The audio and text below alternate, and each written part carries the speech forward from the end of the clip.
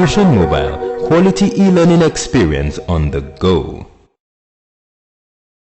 The next item we'll be discussing here is the informal letter.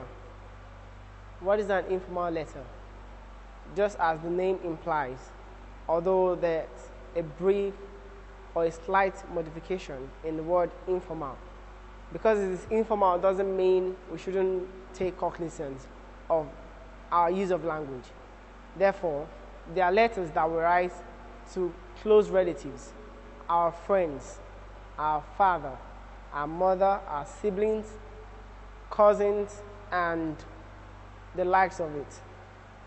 There are letters that we write that include casual words, casual relationship, and the likes. Listed on the board are the features of an informal letter. First, we have the writer's address, which is always written at the top right corner of our paper or our sheet where we are writing the letter.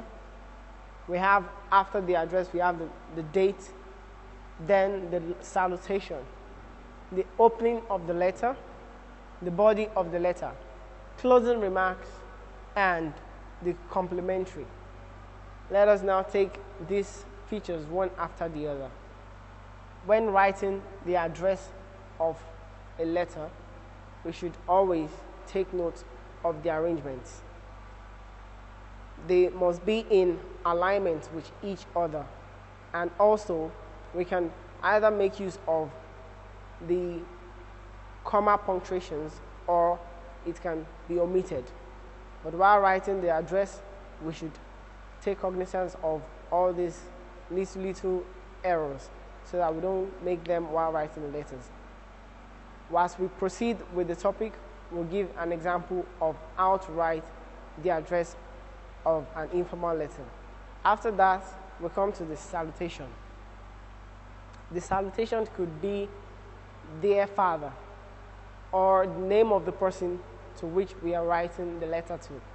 If it's a friend, we could say "Dear Bio." If the friend's name is Bio, "Dear Bio." It is written this way because it shows the relationship between the writer and the person we are writing to. After that, we come to the opening. The opening consists of greetings, most especially. In order to show that you're familiar with the person you're writing to, you must show some manner of relationship. Greet that person in the letter. Ask how the person has been, and then you move to the main content of the letter, the body of the letter, which is also the purpose of the letter. After we might have finished with the purpose, we come to the closing remarks. The closing remarks could state the reason why you've written the letter and what you are expecting from the letter, or the response you are expecting to get after the person might have gotten the letter and gone through it. Then the complementary close. The complementary close of an informal letter is always written as yours sincerely,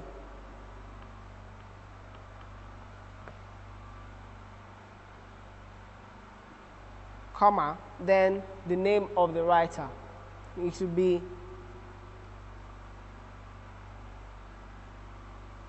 Tayo. Yours sincerely, Tayo. On no account must you write the complementary of an informal letter as yours faithfully. It is an error. You can only use faithfully for a formal letter. You cannot use it for an informal letter.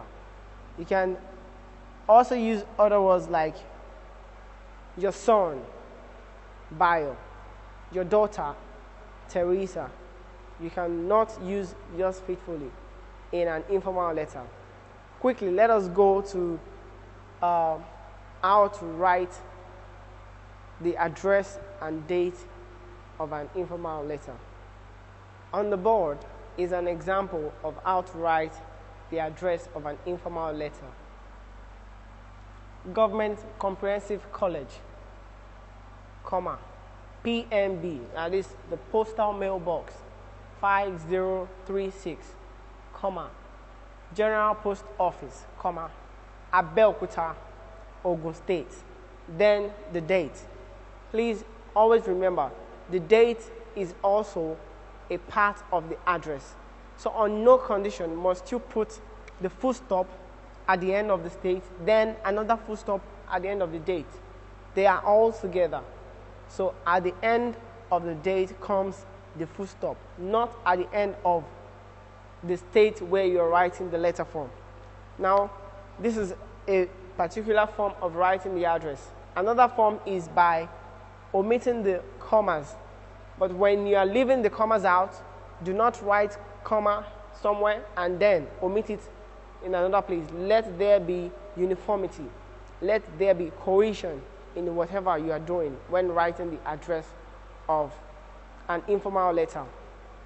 We should also take note that if the person you're writing to resides in the same state where you're writing the letter from, there is no necessity of adding the date. I mean the state.